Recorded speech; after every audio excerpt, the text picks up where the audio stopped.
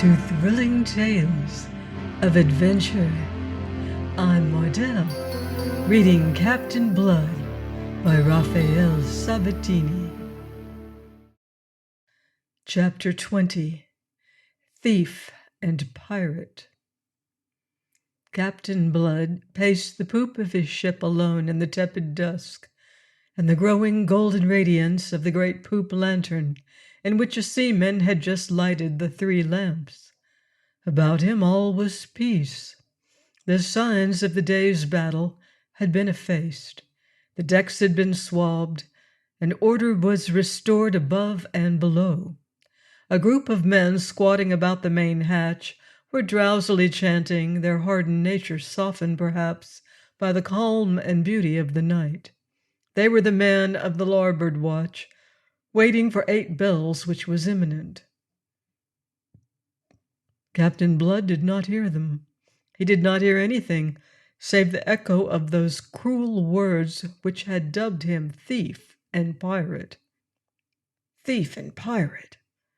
It is an odd fact of human nature that a man may for years possess the knowledge that a certain thing must be of a certain fashion, and yet be shocked to discover through his own senses that the fact is in perfect harmony with his beliefs. When first 3 years ago at Tortuga he had been urged upon the adventurer's course, which he had followed ever since, he had known in what opinion Arabella Bishop must hold him if he succumbed. Only the conviction that already she was lost forever to him, by introducing a certain desperate recklessness into his soul, had supplied the final impulse to drive him upon his rover's course. That he should ever meet her again had not entered his calculations, had found no place in his dreams. They were, he conceived, irrevocably and forever parted. Yet in spite of this, in spite even of the persuasion that to her this reflection that was his torment could bring no regrets, he had kept the thought of her ever before him. In all those wild years of filibustering, he had used it as a curb, not only upon himself, but also upon those who followed him. Never had buccaneers been so rigidly held in hand. Never had they been so firmly restrained, never so debarred from the excesses of rapine and lust that were usual in their kind, as those who sailed with Captain Blood.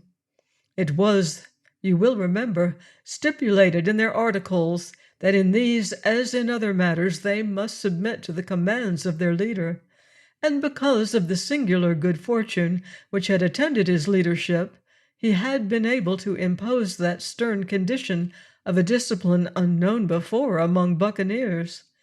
How would not these men laugh at him now if he were to tell them that this he had done out of respect for a slip of a girl whom he had fallen romantically enamored? How would not that laughter swell if he added that this girl had that day informed him that she did not number thieves and pirates among her acquaintance? Thief and pirate! How the words clung, how they stung and burnt his brain! It did not occur to him, being no psychologist, nor learned in the tortuous workings of the feminine mind, that the fact that she should bestow upon him those epithets in the very moment and circumstance of their meeting was in itself curious. He did not perceive the problem thus presented, therefore he could not probe it, else he might have concluded that if in a moment in which by delivering her from captivity he deserved her gratitude, yet she expressed herself in bitterness, it must be because that bitterness was anterior to the gratitude and deep-seated. She had been moved to it by hearing of the course he had taken. Why? It was what he did not ask himself, or some ray of light might have come to brighten his dark, his utterly evil despondency. Surely she would never have been so moved had she not cared. Had she not felt that in what he did there was a personal wrong to herself? Surely, he might have reasoned, Nothing short of this could have moved her to such a degree of bitterness and scorn as that which she had displayed. Now that is how you will reason. Not so, however, reasoned Captain Blood. Indeed, that night he reasoned not at all. His soul was given up to conflict between the almost sacred love he had borne her in all these years and the evil passion which she had now awakened in him. Extremes touch, and in touching may for a space become confused, indistinguishable. And the extremes of love and hate were tonight so confused in the soul of Captain Blood that in their fusion they made up a monstrous passion. Thief and pirate, that was what she deemed him, without qualification, oblivious of the deep wrongs he had suffered, the desperate case in which he found himself after his escape from Barbados, and all the rest that had gone to make him what he was, that he should have conducted his filibustering with hands as clean as were possible to a man engaged in such undertakings, had also not occurred to her as a charitable thought with which to mitigate her judgment of a man she had once esteemed. She had no charity for him, no mercy. She had summed him up, convicted him, and sentenced him in that one phrase. He was thief and pirate in her eyes, nothing more, nothing less. What then was she? What are those who have no charity? He asked the stars. Well, as she had shaped him hitherto, so let her shape him now. Thief and pirate she had branded him, and she should be justified. Thief and pirate should he prove henceforth, no more no less, as bowelless, as remorseless as all those others who had deserved those names. He would cast out the model and ideals by which he had sought to steer a course, put an end to this idiotic struggle to make the best of two worlds. She had shown him clearly to which world he belonged. Let him now justify her. She was aboard his ship, in his power, and he desired her. He laughed softly, jeeringly, as he leaned on the taffrail looking down at the phosphorescent gleam in the ship's wake, and his own laughter startled him by its evil note. He checked suddenly and shivered. A sob broke from him to end that ribald burst of mirth. He took his face in his hands and found a chill moisture on his brow. Meanwhile, Lord Julian, who knew the feminine part of humanity rather better than Captain Blood, was engaged in solving the curious problem that had so completely escaped the buccaneer. He was spurred to it, I suspect, by certain vague stirrings of jealousy. Miss Bishop's conduct and the perils through which they had come had brought him at last to perceive that a woman may lack the simpering graces of cultured femininity, and yet, because of that lack, be the more admirable. He wondered what precisely might have been her earlier relations with Captain Blood, and was conscious of a certain uneasiness which urged him now to probe the matter. His lordship's pale, dreamy eyes had, as I have said, a habit of observing things, and his wits were tolerably acute. He was blaming himself now for not having observed certain things before, or at least for not having studied them more closely, and he was busily connecting them with more recent observations, made that very day. He had observed, for instance, that Blood's ship was named the Arabella, and he knew that Arabella was Miss Bishop's name. And he had observed all the odd particulars of the meeting of Captain Blood and Miss Bishop, and the curious change that meeting had wrought in each. The lady had been monstrously uncivil to the captain. It was a very foolish attitude for a lady in her circumstances to adopt towards a man in Blood's, and his lordship could not imagine Miss Bishop as normally foolish. Yet in spite of her rudeness, in spite of the fact that she was the niece of a man whom Blood must regard as his enemy, Miss Bishop and his lordship had been shown the utmost consideration aboard the captain's ship. A cabin had been placed at the disposal of each, to which their scanty remaining belongings and Miss Bishop's woman had been duly transferred.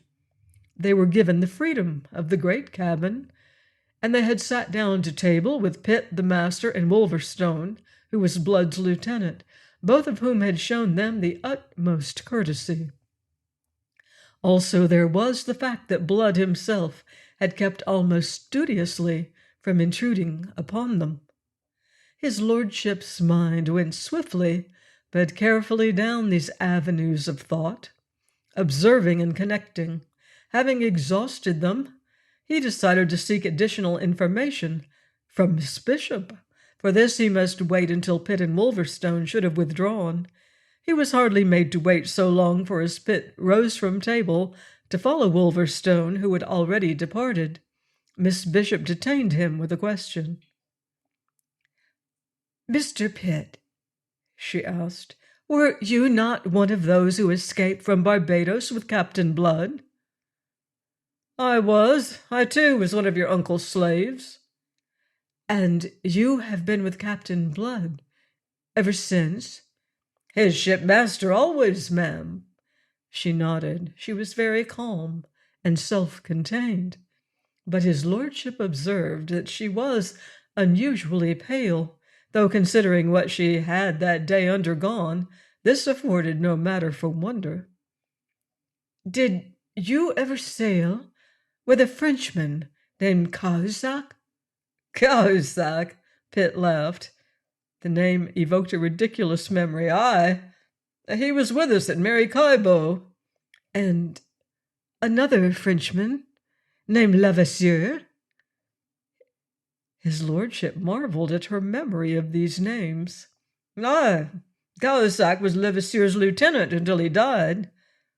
"Until who died?" "Oh, Levasseur. He was killed in one of the Virgin Islands 2 years ago." There was a pause.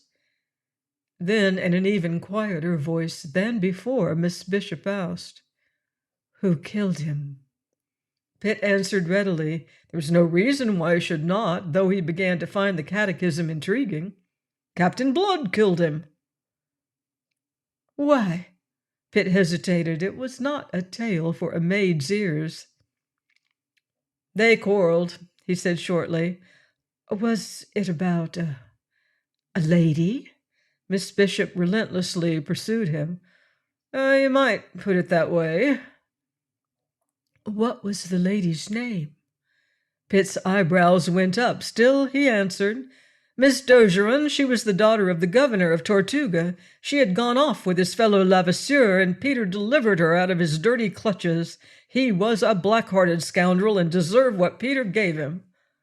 "I see, and yet Captain Blood has not married her." "Not yet," laughed Pitt, who knew the utter groundlessness of the common gossip in Tortuga, which pronounced Mademoiselle d'Ogeron the captain's future wife. Miss Bishop nodded in silence, and Jeremy Pitt turned to depart, relieved that the catechism was ended. He paused in the doorway to impart a piece of information. "Maybe it'll comfort you to know that the captain has altered our course for your benefit. It's his intention to put you both ashore on the coast of Jamaica, as near Port Royal as we dare venture. We've gone about, and if this wind holds, you'll soon be home again, mistress." "Vastly obliging of him," drawled his lordship, seeing that Miss Bishop made no shift to answer. Sombre-eyed she sat, staring into vacancy. "Indeed, you may say so," Pitt agreed. "He's taken risks that few would take in his place, but that's always been his way." He went out, leaving his lordship pensive. Those dreamy blue eyes of his intently studying Miss Bishop's face, for all their dreaminess, his mind increasingly uneasy. At length Miss Bishop looked at him and spoke. "Your Cahusac told you no more than the truth, it seems." "I perceived that you were testing it," said his lordship. "I'm wondering precisely why." Receiving no answer, he continued to observe her silently, his long tapering fingers toying with a ringlet of the golden periwig in which his long face was set. Miss Bishop sat bemused, her brows knit, her brooding glance seeming to study the fine Spanish point that edged the tablecloth. At last his lordship broke the silence. "He amazes me, this man," said he in his slow, languid voice that never seemed to change its level. "That he should alter his course for us is in itself a matter for wonder.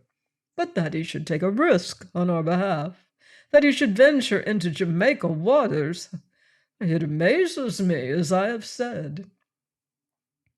Miss Bishop raised her eyes and looked at him. She appeared to be very thoughtful. Then her lip flickered curiously, almost scornfully, it seemed to him. Her slender fingers drummed the table. "What is still more amazing is that he does not hold us to ransom," said she at last. "It's what you deserve." "Oh, and why, if you please?" "For speaking to him as you did." "I usually call things by their names." "Do you? Stab me, I shouldn't boast of it. It argues either extreme youth or extreme foolishness.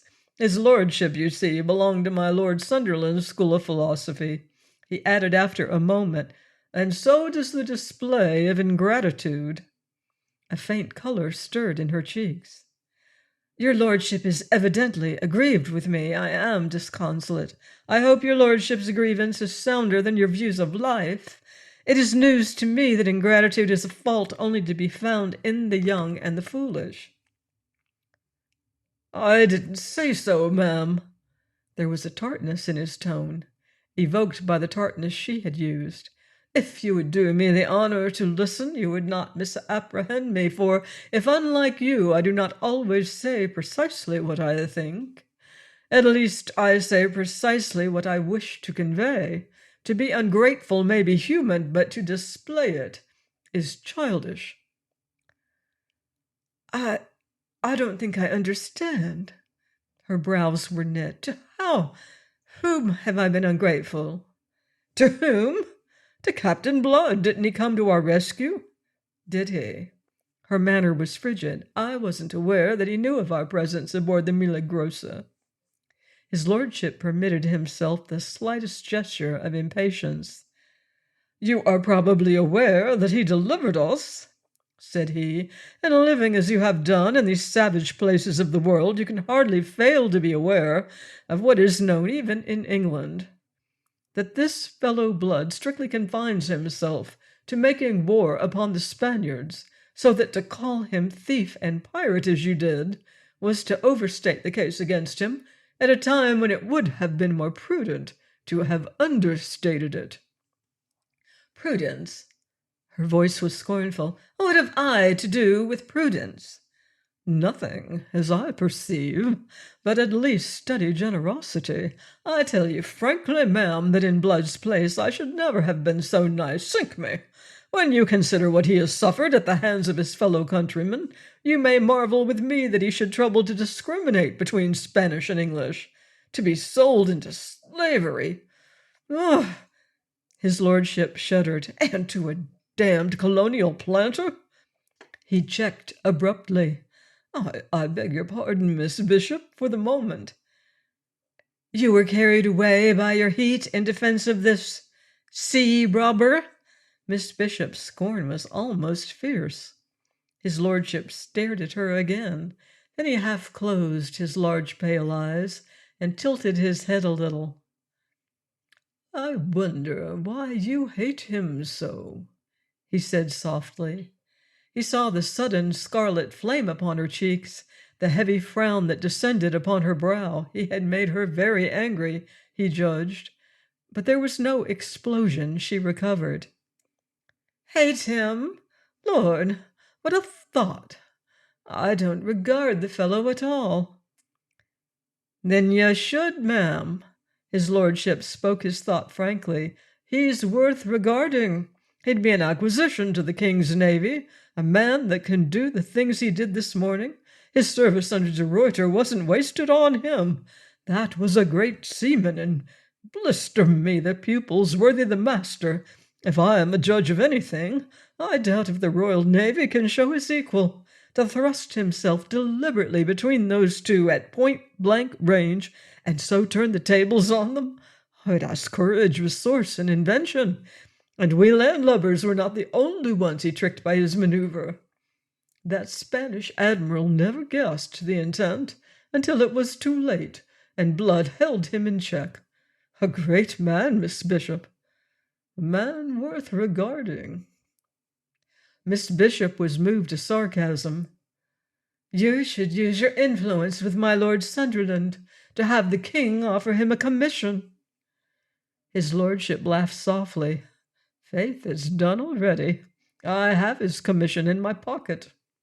And he increased her amazement by a brief exposition of the circumstances. In that amazement he left her, and went in quest of blood. But he was still intrigued. If she were a little less uncompromising in her attitude towards blood, his lordship would have been happier. He found the captain pacing the quarter-deck, a man mentally exhausted from wrestling with the devil. Although of this particular occupation his lordship could have no possible suspicion, and with the amiable familiarity he used, Lord Julian slipped an arm through one of the captain's and fell into step beside him. "What's this?" snapped Blood, whose mood was fierce and raw. His lordship was not disturbed. "I desire, sir, that we be friends," said he suavely. "That's mighty condescending of you." Lord Julian ignored the obvious sarcasm. "It's an odd coincidence that we should have been brought together in this fashion, considering that I came out to the Indies especially to seek you." "You're not by any means the first to do that," the other scoffed. "But they've mainly been Spaniards. They haven't had your luck." "You misapprehend me completely," said Lord Julian, and on that he proceeded to explain himself and his mission. When he had done, Captain Blood, who until that moment had stood still under the spell of his astonishment, disengaged his arm from his lordship's and stood squarely before him. "You're my guest aboard this ship," said he, "and I still have some notion of decent behavior left me from other days, thief and pirate though I may be, so I'll not be telling you what I think of you for daring to bring me this offer, or of my Lord Sunderland, since he's your kinsman, for having the impudence to send it. But it does not surprise me at all that one who is a minister of James Stuart's should conceive that every man is to be seduced by bribes into betraying those who trust him."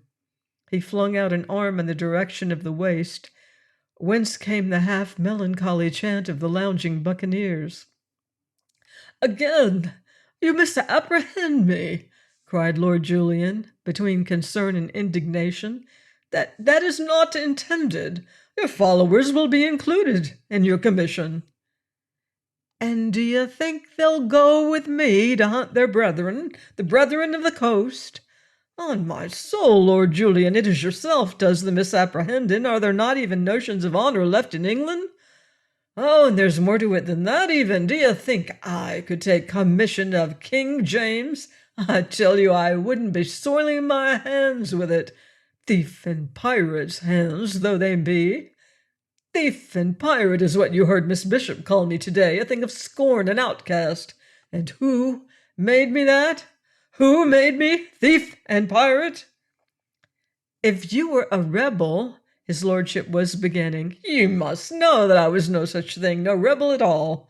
It wasn't even pretended. If it were, I could forgive them. But not even that cloak could they cast upon their foulness. Oh, no, there was no mistake. I was convicted for what I did, neither more nor less. That bloody vampire Jeffreys, bad cess to him, sentenced me to death, and his worthy master James Stuart afterwards sent me into slavery, because I had performed an act of mercy, because compassionately and without thought for creed or politics I had sought to relieve the sufferings of a fellow creature, because I had dressed the wounds of a man who was convicted of treason. That was all my offense. You'll find it in the records. And for that I was sold into slavery, because by the law of England as administered by James Stuart, in violation of the laws of God, who harbors or comforts a rebel is himself a judge guilty of rebellion. Do ye dream, man, what it is to be a slave?" He checked suddenly, at the very height of his passion. A moment he paused, then cast it from him as if it had been a cloak. His voice sank again. He uttered a little laugh of weariness and contempt. "But there, I grow hot for nothing at all. I explain myself, I think, and God knows it is not my custom. I'm grateful to you, Lord Julian, for your kindly intentions. I am so. But you'll understand, perhaps. You look as if you might." Lord Julian stood still. He was deeply stricken by the other's words, the passionate, eloquent outburst that in a few sharp, clear-cut strokes had so convincingly presented the man's bitter case against humanity, his complete apologia and justification for all that could be laid to his charge. His lordship looked at that keen, intrepid face, gleaming lividly in the light of the great poop lantern, and his own eyes were troubled. He was abashed. He fetched a heavy sigh. "A pity," he said slowly. "Oh, blister me! A cursed pity!" He held out his hand, moved to it on a sudden generous impulse.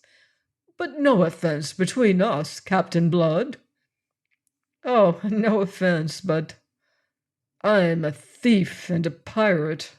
He laughed without mirth, and disregarding the proffered hand, swung on his heel.